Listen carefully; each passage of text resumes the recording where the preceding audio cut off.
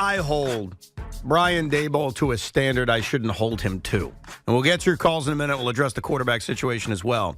But there was a moment in this game in which I was bothered. I was frustrated. In fact, sometimes when I'm bothered and frustrated sports-wise, I open up Twitter, I put together a tweet bitching and moaning, and then I fire the tweet off. It's called X, by the way. Well, no, it's called Twitter, but okay. So I'll tell you exactly what the tweet was. And I didn't put it out there. I deleted it because I said, Evan, just take a deep breath. I said, from Daballs to Daboll-less. That was my tweet. So instead of tweeting it, I texted it to Tiki Barber, Sean Morash, and Tommy Lugauer. Because I really thought after the Brian Robinson touchdown that was set up from the Sterling Shepard muff, and it's a different game, and it's 14-7, the Giants just had a third and very long that they turned into a fourth and very short at their own 45-yard line. And I thought to myself, you know what? You want to change the momentum of this game? The old Brian Daboll. You know the guy from last year? Daballs. Go for two. He's Daballs. He did that once. But that's his identity. I know, but he did it once. Okay. Kind of a false identity. It is. No, you're right, it is. Because 4th and 1, own 45, Washington just scored a touchdown. My brain's telling me, dude, hand the ball off to Saquon, get you 2 yards, and let's march down the field and kill any momentum by putting points on the board. And instead, Gillen comes out to punt it away, and I'm not alone.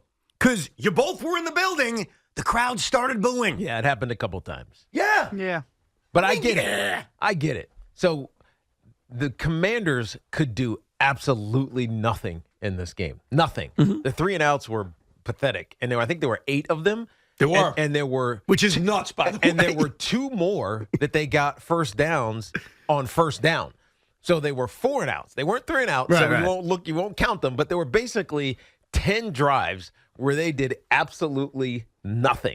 And so Brian Daboll knows that his defense is playing at a ridiculously high level. The momentum has just shifted because of the Sterling Shepard muff that led to straight to points. And if he turns the ball over on downs on his side of the 50 and gives Washington, which, as I restate, could do absolutely nothing, a short field to go potentially score again, the momentum is gone. And you can't stop it anymore.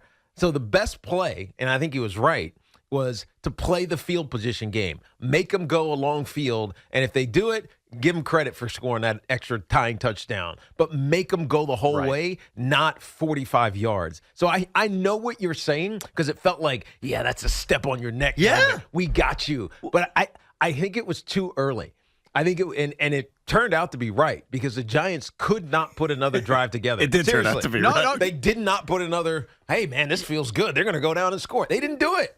And furthermore, and I know we're going to get into the, Tyrod Taylor quarterback thing. The one thing they haven't really done well at all the last 2 weeks is, 1 yard to go situations, whether it was on the goal line in Buffalo or the 3rd and 1 last week or yesterday there were a couple. They get stuffed on those all the time. On that same drive, on that very same drive, they had a 3rd and 1. Saquon Barkley got 3 yards for a first down. So I don't want to hear it.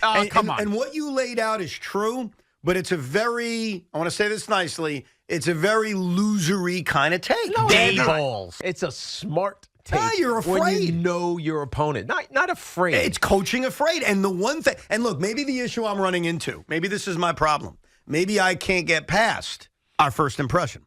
Our first impression of Brian Daboll was, wow, this guy's got guts. Okay, but that was the first impression in his very first game.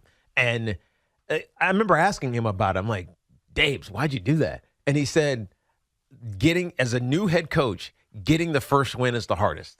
And he had a chance to get his first win on his first day. He truly had nothing to lose. I get it, but now Nothing. he's starting to create this reputation of being Brian Daboll, kind of cowardly. If he had something to lose in this game at 1-5 against the Commanders, if you make that call, it flips the game and gives momentum to the Commanders, and you lose. Now you've lost a lot. But here's what I'm going to people will go back to that decision. But if you lose the game against the Tennessee Titans on opening day and you're on the road and you're supposed to lose anyways, you're not losing anything. Two things. First of all, the momentum was already on Washington's side because they had just scored a touchdown. Yes, but then they stopped it by punting them back, and they didn't do anything else. No, that's after the fact. Now you've got a chance to go continue a long, sustainable drive after they scored a touchdown. And if you have so much confidence in your defense, even if you get stuffed, you basically tell your defense, hey, okay, they got the ball at midfield. Stop them. From our own territory? No, that's the only From the 45-yard line, Sean. It's not like they're getting the ball to 20. Evan, they're 5 yards from field goal range already. You don't want to hand them more points. That's fine. The cowardly has rubbed off on you. That's fine. Because guess what? That decision might have won them the game. Because on the short field, they score a touchdown. They only need is a field goal on the final drive, and we lose the game.